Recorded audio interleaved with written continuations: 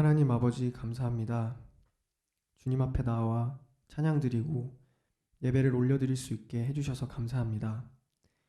이 시간 주님에게 향기로운 제사물을 올려드리고 싶습니다. 그런 만큼 저희 가운데 함께 해주시고 아벨의 제사물을 기쁘게 받아주신 것처럼 저희의 찬양과 예배와 기도를 기쁘게 받아주시옵소서. 모든 말씀 예수 그리스도 이름으로 기도드렸사옵나이다. 아멘. 예배에 나오신 여러분을 진심으로 환영합니다. 지금 온 마음 다해 있는 힘 없는 힘 다 끌어모아서 주님께 기쁘게 찬양을 올려드렸으면 좋겠습니다.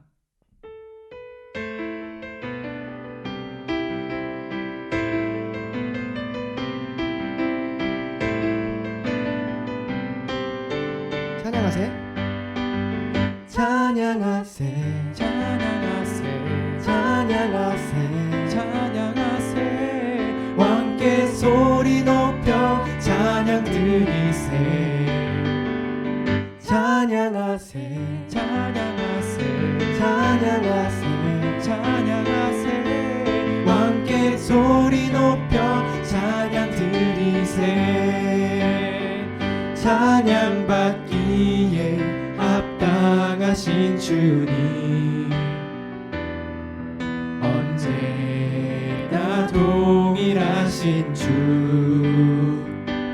무릎 꿇고서 주 이름 외치세 예수 나의 왕 예수 나의 왕 예수 나의 왕 아멘. 찬양하세 찬양하세 찬양하세 찬양하세 찬양하세 왕께 소리 높여 찬양 드리세 찬양하세 찬양하세 찬양하세 찬양하세 찬양하세 왕께 소리 높여 찬양 드리세 찬양받기에 합당하신 주님 언제나 동일하신 주 무릎 꿇고서 주 이름 외치세 예수 나의 왕 예수 나의 왕 예수 나의 왕 아멘. 예수 나의 왕 예수 나의 왕 예수 나의 왕 예수 나의 왕 아멘. 기뻐하며 왕께 기뻐하며 왕께 노래 부르리 소리 높여 할렐루야 부르리 주님 앞에 나와 찬양 드리며 우리 주님과 함께 기뻐하리라. 나의 창조자 나의 창조자 나의 구원자 가장 귀한 나의 예수님 찬양합니다. 나의 치료자 나의 선한 목자 되신 주 예수 나의 주 찬양하리. 기뻐하며 왕께 기뻐하며 왕께 노래 부르리 소리 높여 할렐루야 부르리 주님 앞에 나와 찬양 드리며 우리 주님과 함께 기뻐하리라. 나의 창조자 나의 창조자 나의 구원자 가장 귀한 나의 예수님 찬양합니다. 나의 치료자 나의 선한 목자 되신 주 예수 나의 주 찬양하리. 나의 창조자 나의 창조자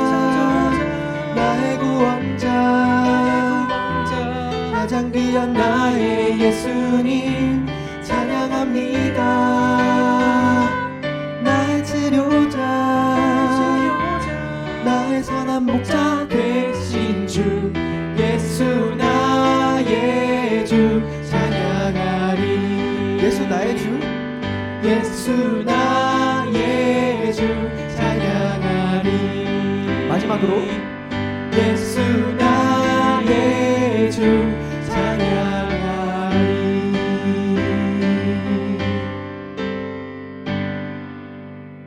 아멘.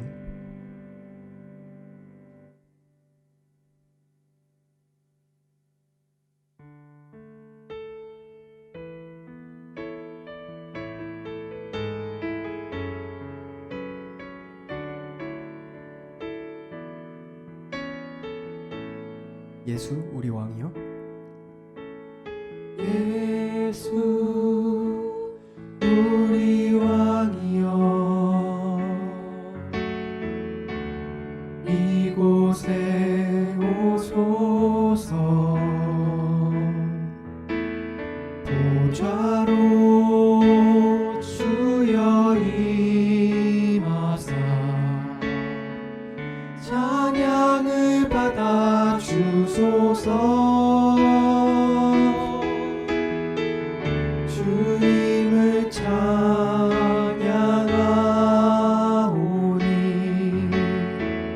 주님을 경배하오니 왕이신 예수여 오셔서 좌정하사 다스리소서.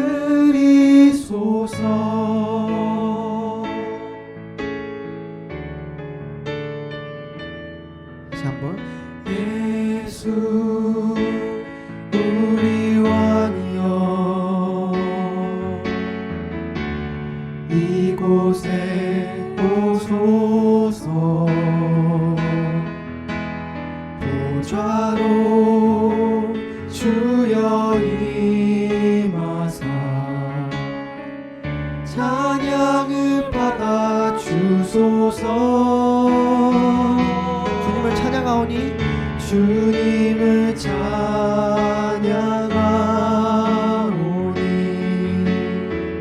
주님을 경배하오니 왕이신 예수여 오셔서 좌정하사 다스리소서. 주님을 찬양하오니 주님을 찬양하오니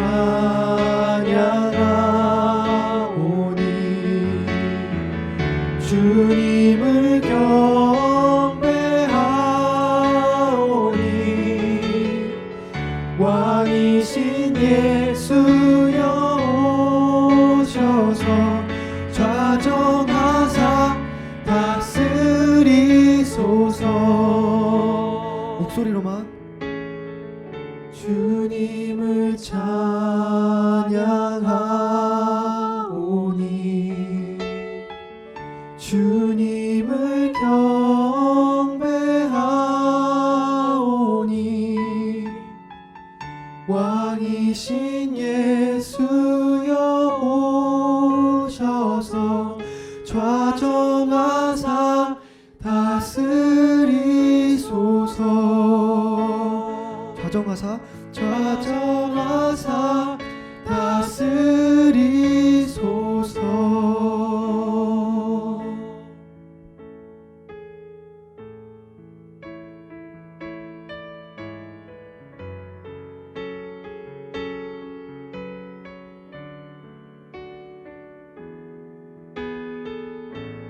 하나님의 사랑을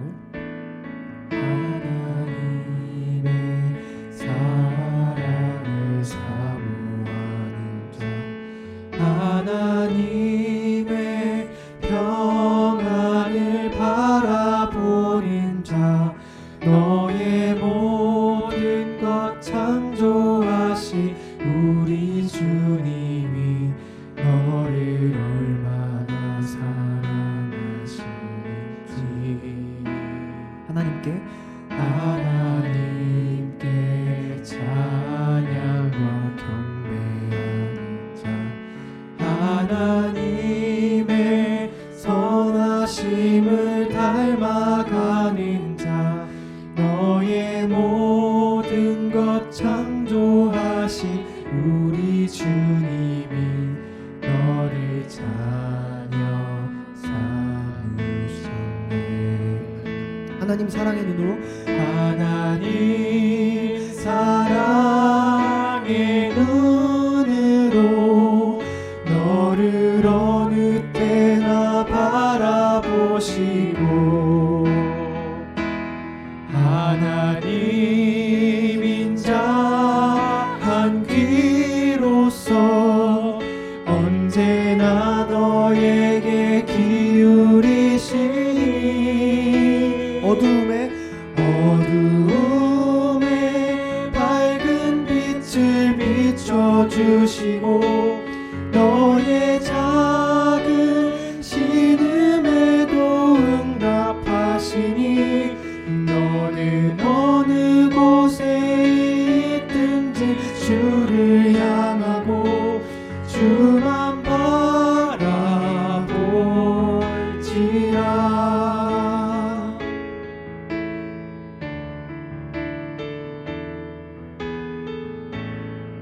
하나님의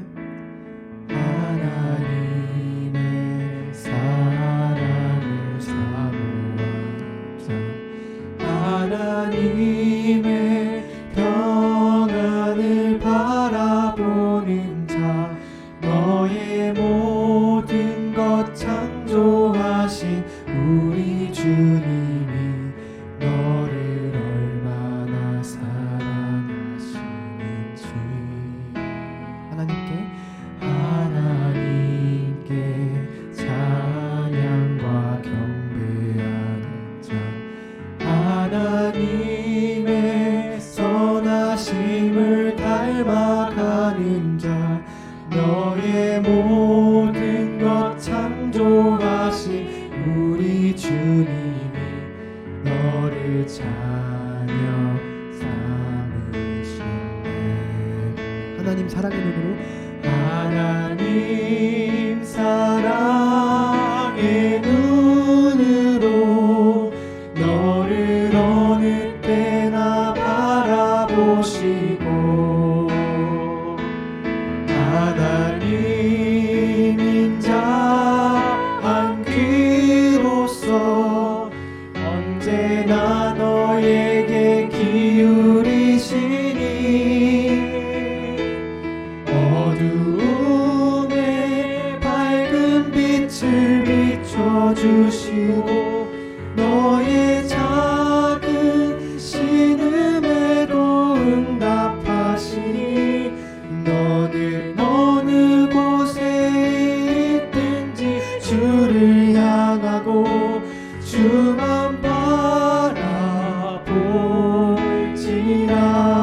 하나님 사랑의 눈으로 하나님 사랑의 눈으로 너를 어느 때나 바라보시고 하나님 인자한 귀로서 언제나 너에게 기울이시니 어두움의 밝은 빛을 비춰주시고 너의 작은 신음에도 응답하시니 너는 어느 곳에 있든지 주를 향하고 주만 바라볼지라.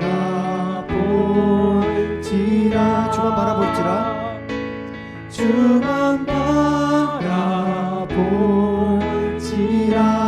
마지막으로 주만 바라볼지라.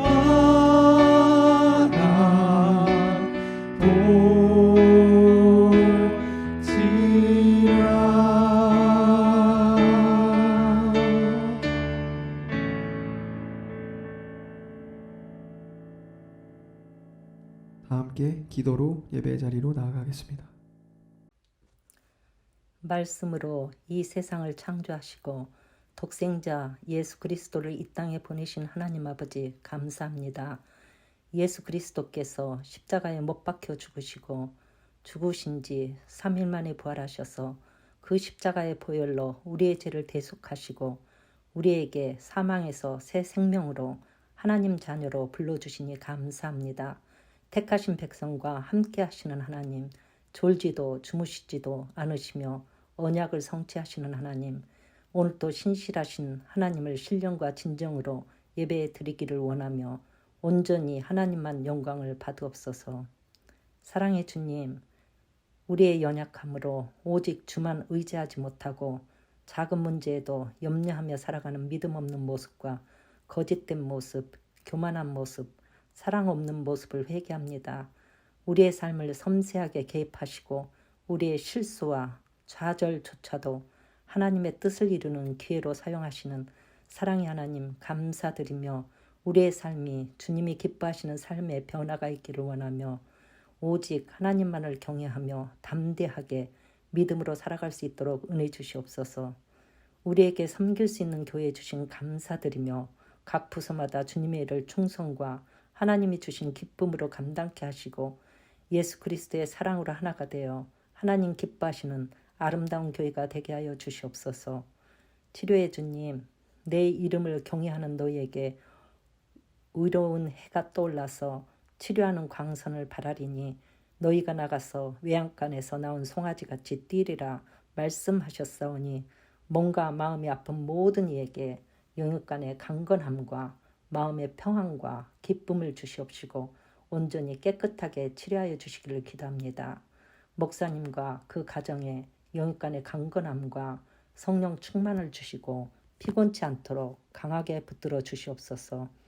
오늘도 하나님의 말씀을 전하시는 목사님께 말씀의 능력 주시고 선포되는 하나님의 말씀을 통하여 주님의 사랑을 더 깊이 알고 행하는 굳건한 반석 같은 믿음으로 승리할 수 있도록 은혜 주시옵소서. 주 없이 살 수 없음을 고백드리며 우리를 죄에서 구원하여 주신 예수 그리스도의 이름으로 기도드립니다. 아멘.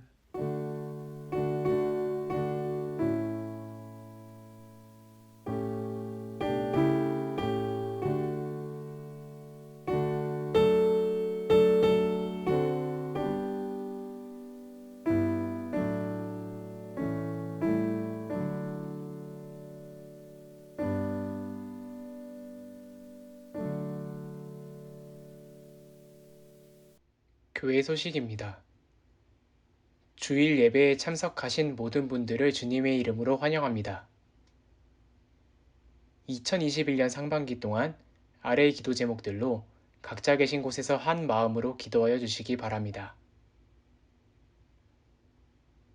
코네 교회 건물 사용에 대해서 학교 측과 새로운 계약을 준비하고 있습니다. 자세한 상황은 주보를 참고 부탁드리며 문제가 잘 해결될 수 있도록 성도님들의 많은 기도 부탁드립니다. 5월까지 주일 예배는 기존과 같이 12시 45분부터 온라인으로 드려집니다. 헌금은 수표나 온라인 헌금 사이트를 통해 보내주시기 바랍니다. 입교식이 연기되어 5월 2일 오전 10시에 로스쿨 잔디밭에서 진행될 예정입니다. 입교를 준비하는 모든 분들을 위하여 많은 기도 부탁드립니다. 이번 주는 비전센터 헌금이 있는 주일입니다. 성도님들의 많은 참여와 기도 부탁드립니다. 다음 주는 선교 헌금이 있는 주일입니다. 성도님들의 많은 참여와 기도 부탁드립니다. 유재현 장로님의 취임식이 7월 17일에 진행될 예정입니다. 오늘 기혼 목장지기 성경 공부는 오후 3시 줌으로 진행됩니다. 이번 주 금요일인 4월 23일 저녁 6시에 청년부 1일 봄 수련회가 진행될 예정입니다. 중고등부의 버추얼 토요 모임이 첫째, 셋째 주 토요일 저녁 8시에 진행됩니다. 2021년 봄학기 한글학교의 후원과 수고해주시는 모든 분들을 위하여 성도님들의 많은 기도 부탁드립니다. 매일 새벽 예배는 생명의 삶 순서에 따라 기도드리시기 바랍니다. 날씨가 좀 변덕스럽습니다. 우리 성도님들 건강에 유의하시고요. 기도 제목을 하나 나누려고 합니다. 교회 광고 시간에 여러분들 들으셨겠지만 우리 교회가 속해 있는 이 단체인 이 CURW와 건물에 대해서 이 종교 활동과 또 건물 사용 이 계약 두 가지를 이 매년마다 계약을 맺어야 하는 이 새로운 변화를 우리 교회가 맡게 되었습니다. 교회가 감당해야 할 부분으로서는요, 이 학교가 제시하는 이 기본적인 종교 활동의 이 방침을 따라야 되고, 또 건물 사용에 대해서는 6가지 정도에 해당되는 이 기본 보험들을 우리 교회가 준비해야 하는 것으로 알고 있습니다. 특히 건물 사용에 대해서 이 코넬 학생들 중심의 이 종교 활동으로 진행하다 보니까 그런 방침에 따라서 우리 교회로서는요, 다른 공간을 준비해야 할 이 과제가 되고 있습니다. 아직 결정 난 것은 아닙니다. 좀 학교 측과 이렇게 논의 중인데요. 여러분들 기도해 주시기를 부탁드리고, 그래서 상세한 내용들은 우리 재직회를 통해서 우리 성도님들에게 더 자세하게 또 말씀을 드리는 그런 시간을 갖도록 하겠습니다.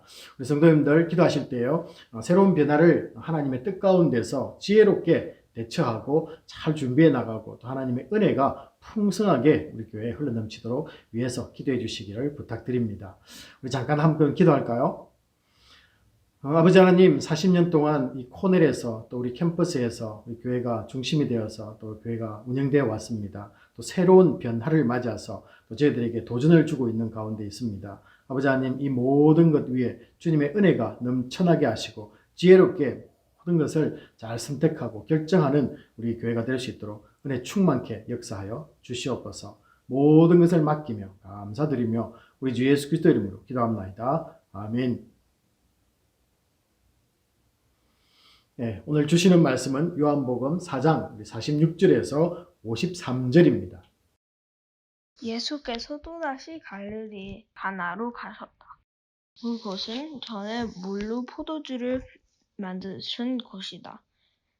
거기에 왕이 신하가 한 사람이 있었는데 그 아들이 가버나움에서 앓고 있었다. 그 사람은 예수께서 유대에서 나와 갈릴리로 들어오셨다는 소문을 듣고 예수께 와서 제발 가버나움으로 내려와서 아들을 고쳐 주십시오 하고 애원하였다. 아들이 거의 죽게 되었기 때문이다. 예수께서 그에게 말씀하셨다. 너희는 표징이나 기이한 일들을 보지 않고는 결코 믿으려고 하지 않는다. 그 신하가 예수에게 간청하였다. 선생님, 내 아이가 죽기 전에 내려와 주십시오. 예수께서 말씀하셨다. 돌아가거라. 내 아들이 살 것이다. 그는 예수께서 자기에게 하신 말씀을 믿고 떠나갔다. 그가 내려가는 도중에 종들이 마중 나와 그 아이가 살아났다고 보고하였다. 그가 종들에게 아이가 낫게 된 때를 물어보니 어제 오후 1시에 열기가 떨어졌습니다. 하고 종들이 대답하였다. 아이 아버지는 그때 예수께서 그에게 내 아들은 살 것이다 하고 말씀하신 바로 그 시각인 것을 알았다. 그래서 그와 그의 온 집안이 함께 예수를 믿었다.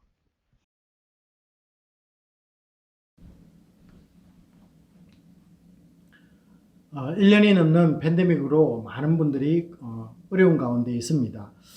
전 세계의 물적 그리고 인적 이동이 줄어든 것을 피부로 느낄 수가 있습니다.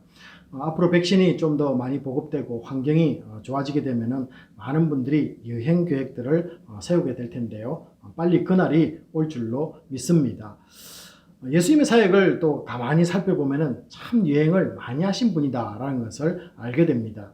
당시의 교통 형편도 불편한데 많은 곳을 다녔다는 것을 성경은 소개를 하고 있습니다. 예수님이 어느 곳에 가시든지 하신 일은 이 마태복음 4장 23절에서 요약을 해주고 있습니다.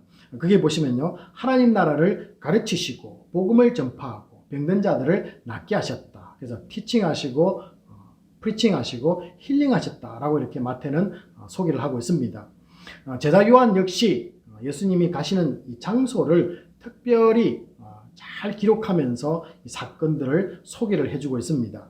우리가 한번 지금까지 예수님의 여정을 한번 가만히 살펴보게 될 텐데요. 먼저 우리 요한복음 2장 23절에 보시면은 예수님께서 유월절을 맞아서 예루살렘에서 지내게 되십니다. 그곳에서 우리가 잘 아는 이 공회원이었던 이 니고데모를 만나서 거듭남에 대한 이야기를 3장에서 다 이야기를 나누시고요.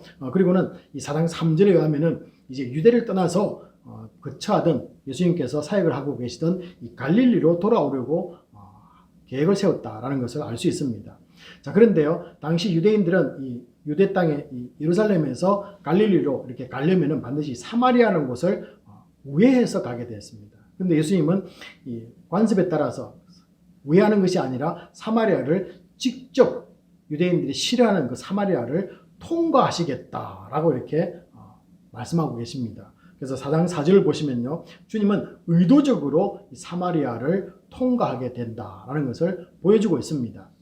자, 그리고는 사마리아 이 수가라는 한 우물가에서 여인을 만나서 이 복음을 전하는 일이 발생했습니다. 그리고 이 여인으로 인해서 한 동네에 복음이 전파되고 또 사람들이 예수님을 알게 되는 역사가 있었다라는 것을 보게 됩니다. 자, 그런데요, 이 동네 사람들은 예수님을 만난 것이 너무 좋고 이 복음을 듣는 것이 너무 좋았기에 이틀 정도를 머물러 달라고 요청하는 장면이 이 4장 40절에서 보여지고 있습니다. 그리고는 이 4장 43절을 보시면요, 이틀을 머물고는 이제 또 원래대로 가려고 하셨던 이 갈릴리로 가셨다라고 이렇게 하고 있습니다. 그러면서 오늘 우리가 읽었던 오늘 46절에 보시면요, 갈릴리로 가셨는데 어디로 가셨냐면은 갈릴리 가나에 이르게 됨을 또한 알려주고 있습니다.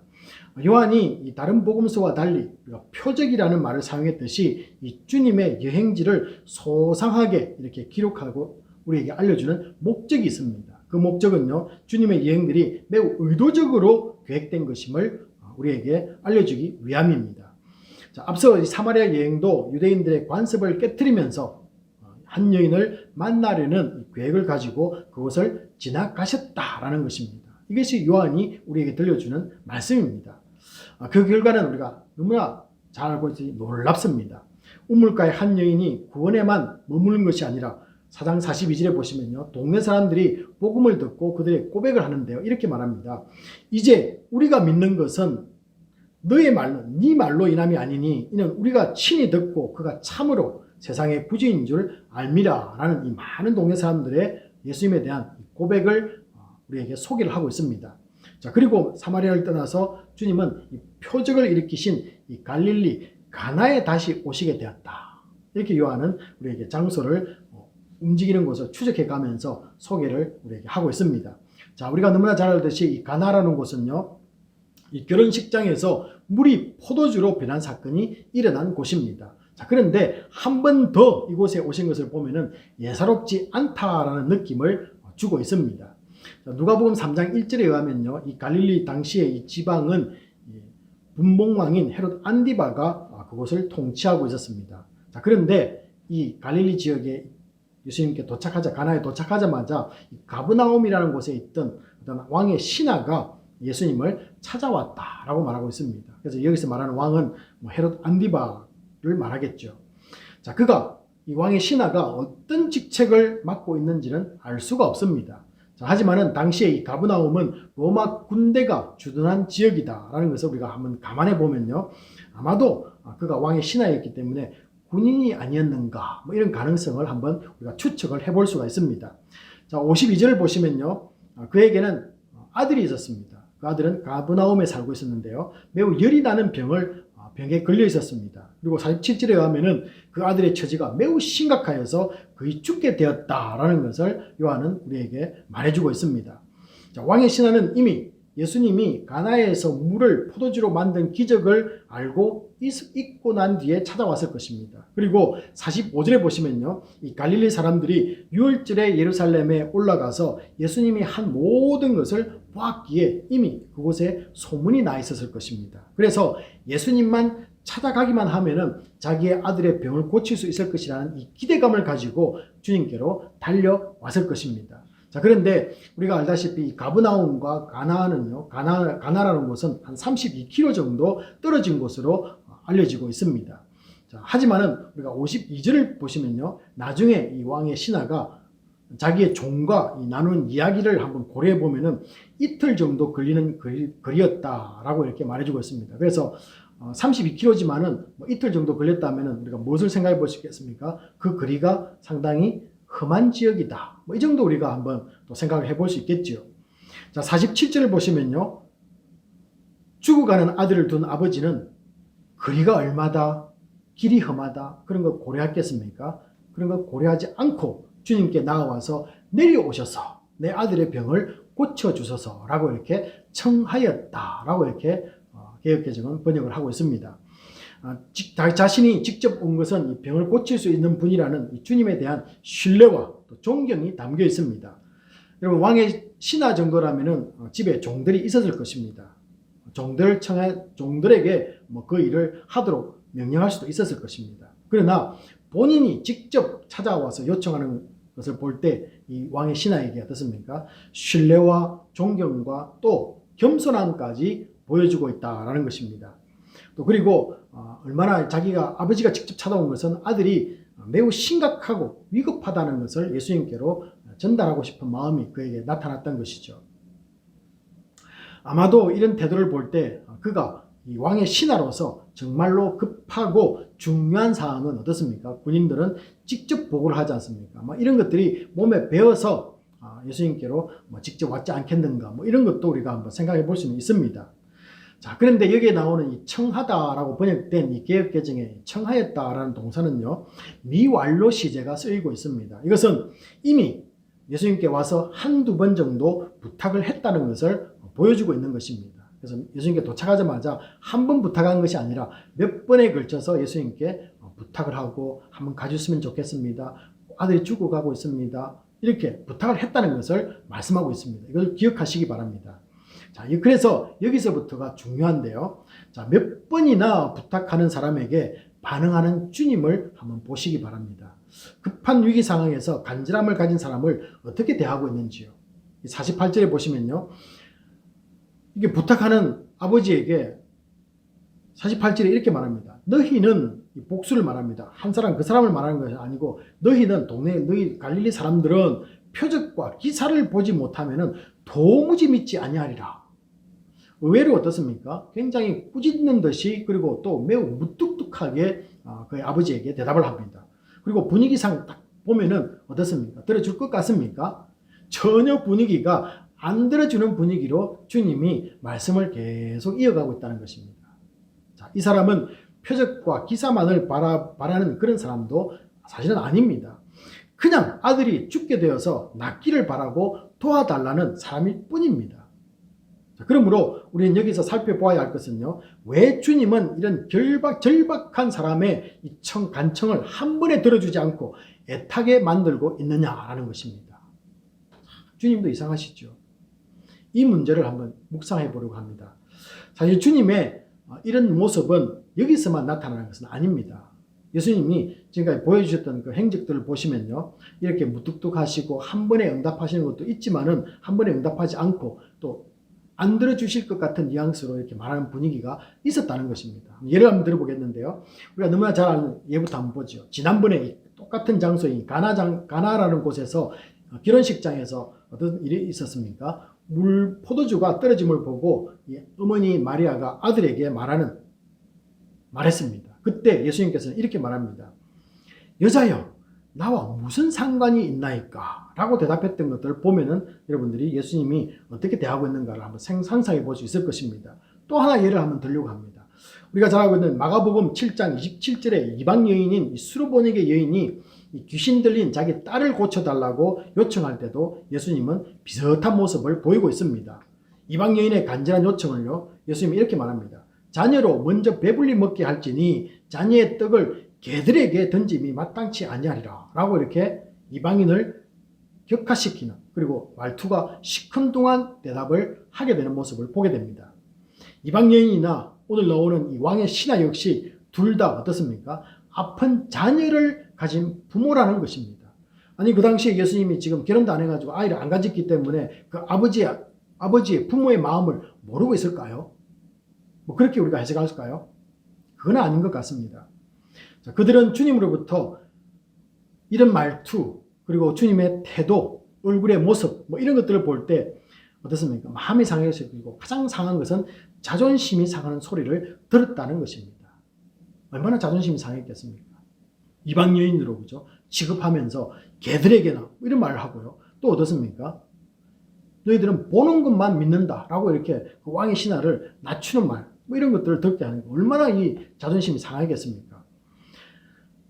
무슨 의도로 주님은 이렇게 하는 것일까? 이게 궁금합니다.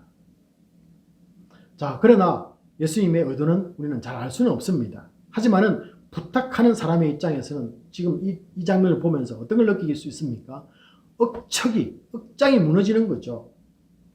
자, 여기서 많은 사람들은 주님의 이 냉소적인 태도에 실망할 수도 있습니다. 여러분은 어떠신지요? 그래서 내 기도 안 들어주실 것 같아 라고 미리 판단하고 더 이상 나아가는 것을 멈추어 있는 분이 있을 수 있습니다. 아니면은 힘들고 어려워서 주님의 손길이 꼭 필요할 때에도 주님께 관심조차 두고 있지 않는 분도 있을 수 있습니다. 나아가는 것조차 잊고 사는 분도 있을 수 있습니다. 내 일에 바빠서 한두 번 기도하고 또 아니면 시간 나면 기도하고 생각나면 기도하는 그런 모습이 우리에게 있지는 않는지요. 자, 그러나 성경의 인물들은요, 일단 두 가지 특징이 있습니다. 일단 포기하지 않는다. 그리고 주님께 도전적이라는 태도를 보여서라도 응답을 받아낸다는 것입니다. 이거 꼭 기억하시기 바랍니다. 포기하지 않는다. 주님께 도전했으라도 응답받는다. 자, 우리 마가복음 7장 28절에 수르보니게 여인부터 한번 볼까요? 이렇게 말합니다. 예수님께서 뭐 개들에게나 던진다라는 말을 딱 듣자마자 주여 올소이다마는 상 아래 개들도 아이들이 먹던 부스러기를 먹나이다 라고 이렇게 대답을 합니다. 그녀의 대답은 언뜻 듣기에는 우리가 매우 도전적으로 들리지만 사실은 어떻습니까?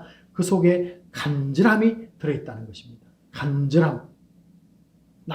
낳고자 하는, 아이들을 낳게 하고 싶어하는 그 부모의 마음이 들어있다는 것이죠. 자, 그렇다면 오늘 본문의 이 왕의 신하가 예수님께 청하는 내용을 살펴보면 그에게도 정말로 이 절실함이 있느냐, 느껴지느냐를 우리가 한번 체킹해 보아야 될 것입니다. 자, 그런데 우리가 상식적으로 한번 생각해 보십시오. 아들이 병이 들었다. 그리고 지금 죽어가고 있는 상태라면 간절함이 없이 의사를 찾아갈 사람, 예수님을 찾아왔겠습니까? 이게 상식입니다. 자, 그럼에도 불구하고 한번 말씀을 보면서 한번 체킹해 보도록 하죠. 우리 4장 47절에 보시면요. 이렇게 아버지는 이렇게 말합니다. 내려오셔서 아들의 병을 고쳐주셔서 거의 죽게 되었습니다. 그러면 거의 죽게 되었다는 이 말씀에서 그의 청함 속에는 분명히 간절함이, 호소함이 있었을 것입니다. 그래서 이 번역을요, 우리 개정에서는 청하다라고 번역했는데 이 새 번역과 영어 성경 대부분은 좀 더 강한 의미를 살려서, 원어적인 의미를 살려서 뭐라고 되어 있냐면은 새 번역에서는 애원했다. 간절히 애원했다. 영어 성경에서는 NIV 같은 경우는 begging이라는 단어를 쓰고 있고요. NASB 같은 데서는 implore라는 단어를 쓰고 있습니다. 간절하게 애원했다. 이런 단어를 번역을 하고 있습니다. 자, 그런데도 주님은 응답하지 않으십니다. 그리고는요, 응답에 있기 전에 48절에 한 번 더 신하의 마음을 애타게 만드는 말씀을 하고 있습니다. 뭐라고 말씀합니까? 참 이상하지 않습니까? 게다가 주님이 그 48절에서 말씀하시는 것은요, 책망하는 대상이 왕의 신하, 이 아버지인지도 분명하지가 않습니다. 왜냐하면 신하가 표적과 기사를 보지 못하면 믿지 못하는 사람이었다면 직접 당사자에게 네가 바로 그런 사람이야 라고 이렇게 말했을 텐데요. 그 48절을 보시면 주님은 복수 너희라고 애매하게 말하고 있다는 것입니다. 물론 그 사람도 포함되어 있는 그런 뜻이기도 합니다만 그냥 다이렉트리 말하고 있지 않는 거죠.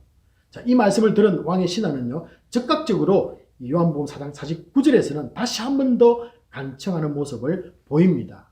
그럼 무엇을 느꼈을까요? 또 무엇을 깨달았을까요? 또 주님의 의도는 또 그곳에 48절에서 무엇이 담겨 있었을까요? 이것을 한번 종합적으로 생각해 봐야 되고 묵상해야 된다는 것입니다. 49절에서 나왔던 이 왕의 신하는요, 그 말투에는 왕의 신하는 주여 내 아이가 죽기 전에 내려오소서라는 말을 합니다.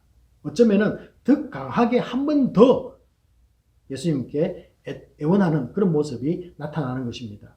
자, 체면이고 뭐고 뒤로 하고 주님께 더욱 매달리며 부르짖는 절규가 한 번 더 느껴진다라는 것입니다. 우리가 앞에 있는 47절과 물론 47절에도 간절함이 있었지만요. 이 49절에서 한 번 더 간절함이 느껴진다는 것입니다. 자, 그렇다면은 주님은 왜 첫 번째 청할 때는 바로 응답하지 않고 이 사람을 힘들게 했을까요?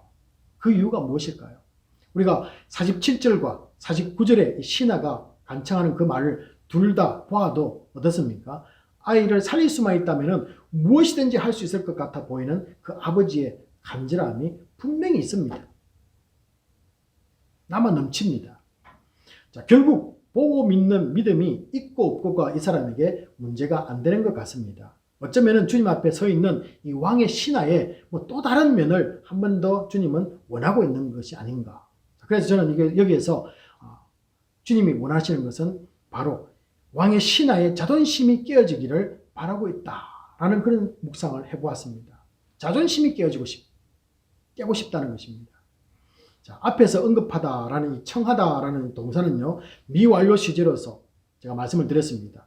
그가 계속해서 몇 번씩 주님께 요청했다는 것을 알려준다라는 정보를 우리에게 소개를 한다라고 제가 미리 말씀을 드렸습니다. 자, 여기서 발견하는 것이 하나 있습니다. 주님은 우리에게 응답할 때까지 간청하게 만든다는 사실입니다. 우리의 기도의 횟수가 중요하지 않습니다.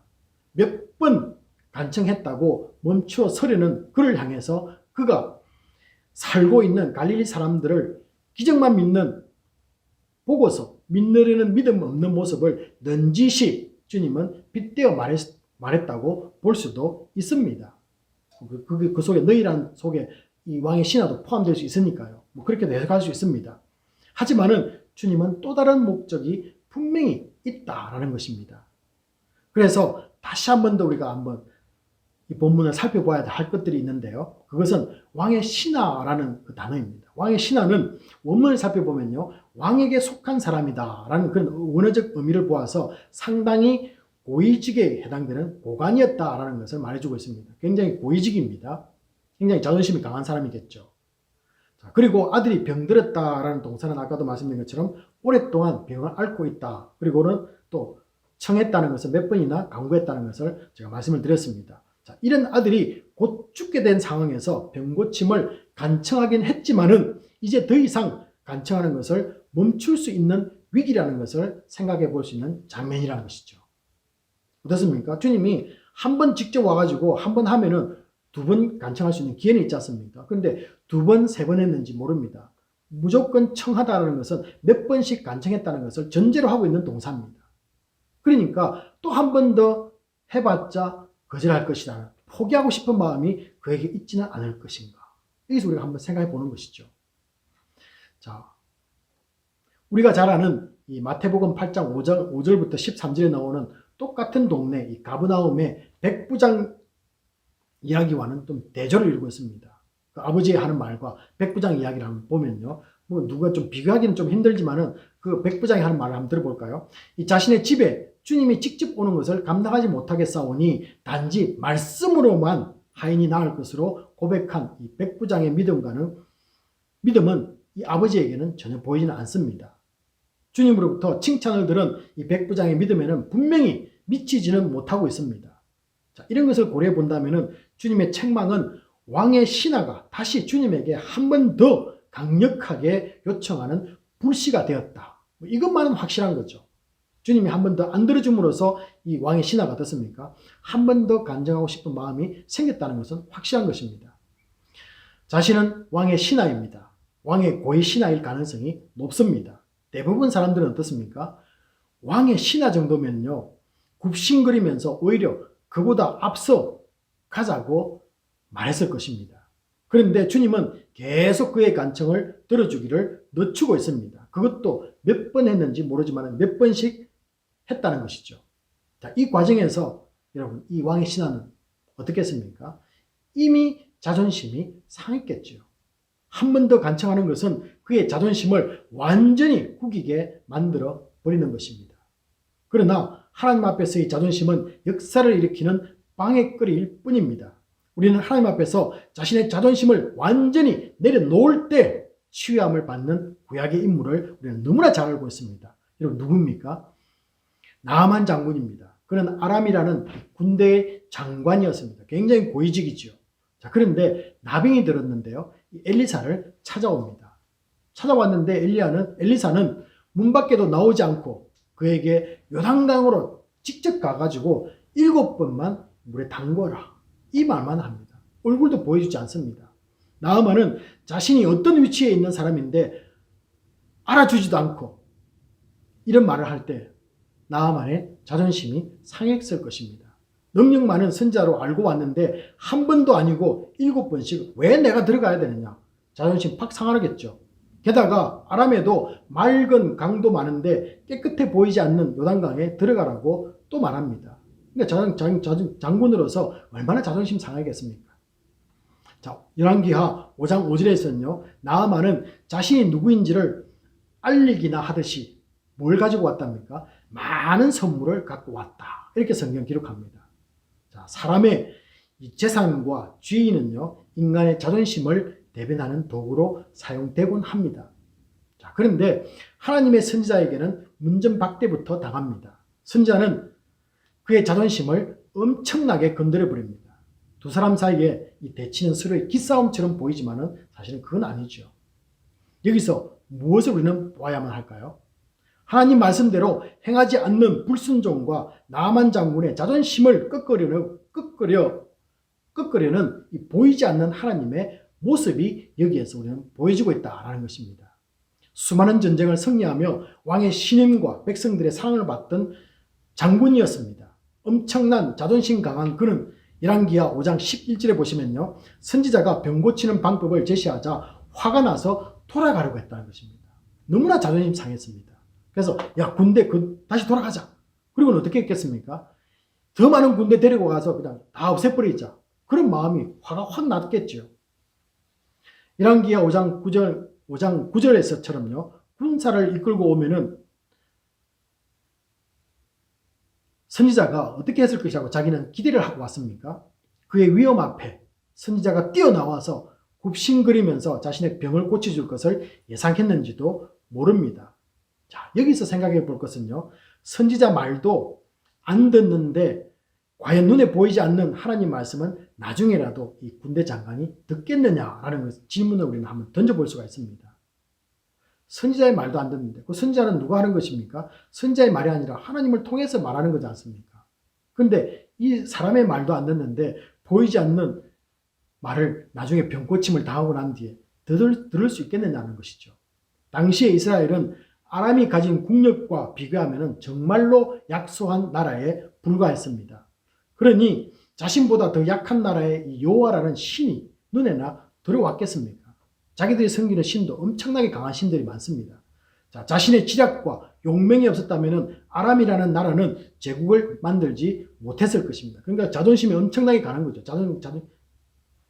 자존감이 강하겠죠. 자, 얼마나 자부심 또한 강한 사람이었겠습니까? 그래서인지 그런 능력이 있어 보이고 용한 선자에게 그냥 선물 정도 주고 군사들을 데리고 와서 자신의 위용을 과시하려고 했던 것을 이 장면에서 볼 수가 있습니다. 자, 그의 오직 목적은 무엇입니까? 병만 낫고 가고 싶어 했다라는 것입니다. 병만 낫고 가는 것이 내 목적이다. 누가 고치든 고치기만 해라는 것입니다. 하지만은 하나님은 그를 위한 다른 계획을 가지고 계셨던 것입니다. 이것이 중요합니다. 그를 향한 다른 계획.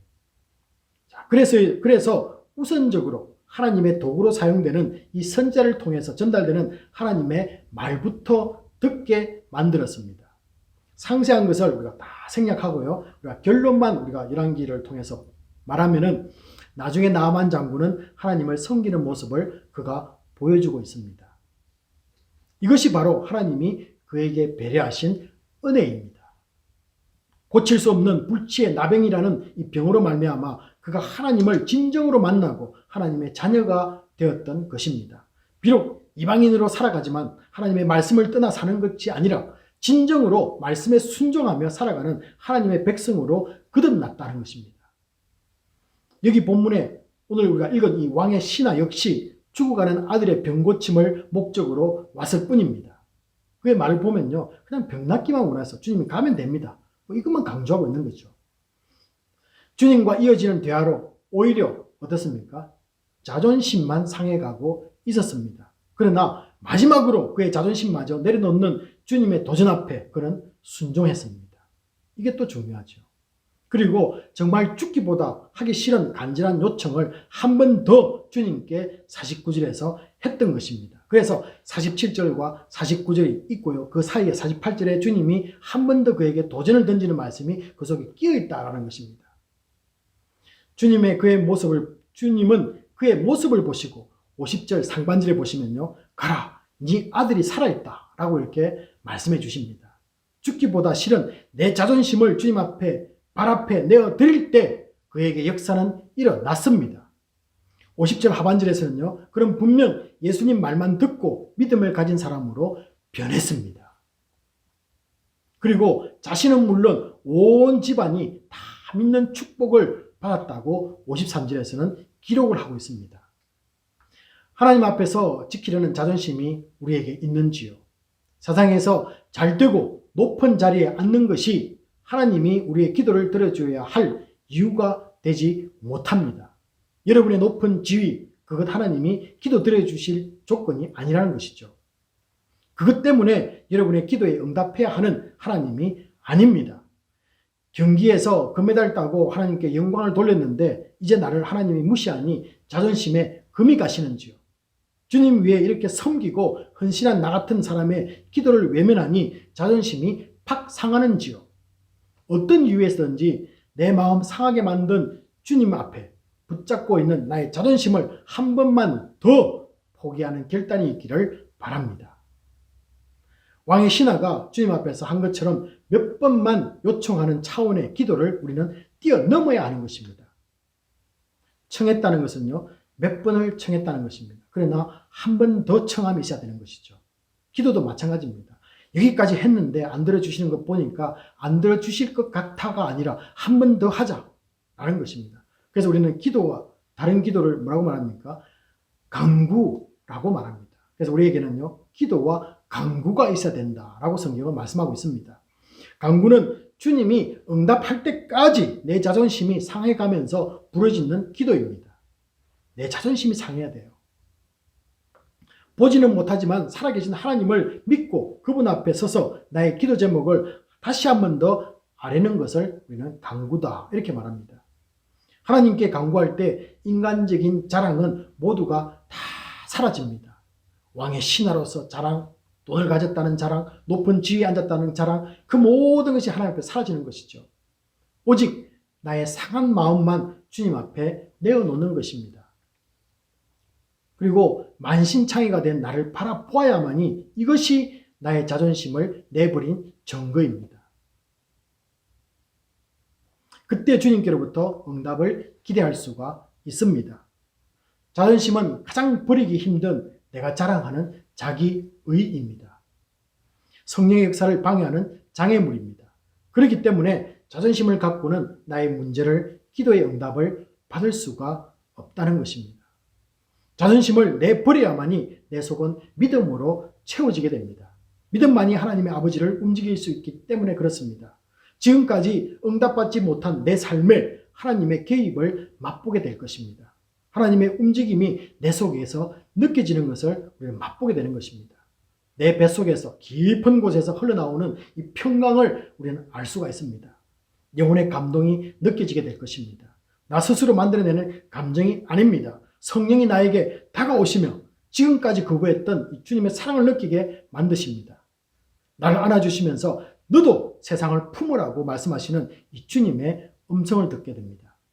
이 놀라운 선물을 위해서 이제 내 자존심을 내려놓는 성도님들이 되시기를 주님의 이름으로 축복합니다.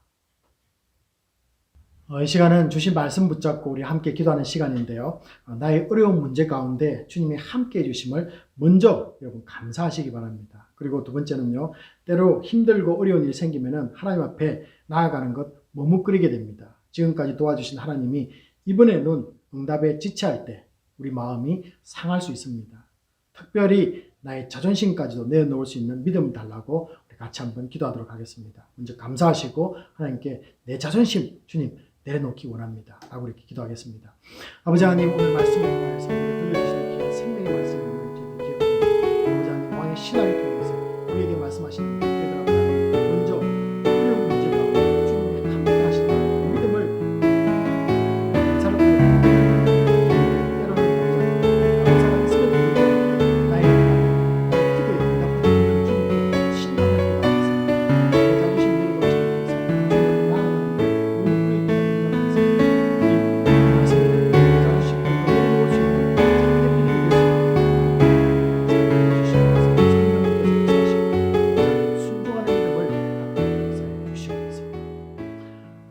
아버지 하나님, 감사합니다. 오늘 저희들과 어려운 가운데도 함께 하시는 그 주님의 모습을 먼저 감사로 올려드리기를 원합니다. 아버지 하나님, 이 감사가 있음에도 불구하고 우리는 늘 아버지 앞에 나아가서 부르짖을 때 응답이 내게 즉각적으로 오지 않을 때 마음이 상합니다. 아버지 하나님, 또 자존심이 상합니다. 아버지 하나님, 특별히 이 시간 기도하고 원하옵기는 우리의 자존심마저도 주님 앞에 내려놓을 때 하나님의 역사가 일어난다는 것을 믿고 나아가는 우리 성도들 되게 하여 주시옵소서. 모든 것을 맡기며 감사드리며 예수님 이름으로 기도합나이다. 아멘.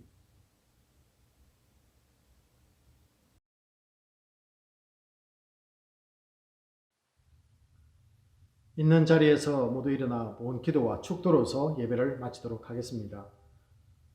우리 삶을 이끌어 가시고 동행해 주시는 주님께 감사를 드립니다.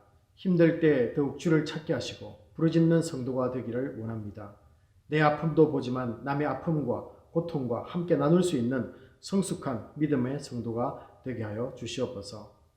오늘 드리는 각종 헌금 위에 축복하여 주시고 특별히 비전센터를 위해 한국에서도 우리 졸업생들과 우리 성도님들 모두가 관심을 갖고 후원하게 하심을 감사드립니다.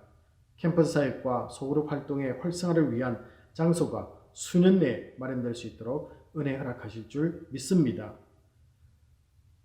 지금은 우리 주 예수 그리스도의 은혜와 지극하신 하나님의 사랑하심과 성령님의 감동감화 위로하심이 모든 것을 내려놓고 다시 기도의 자리로 나아가기로 결단하는 심령들 위해 지금부터 영원까지 함께 있을지어다. 아멘.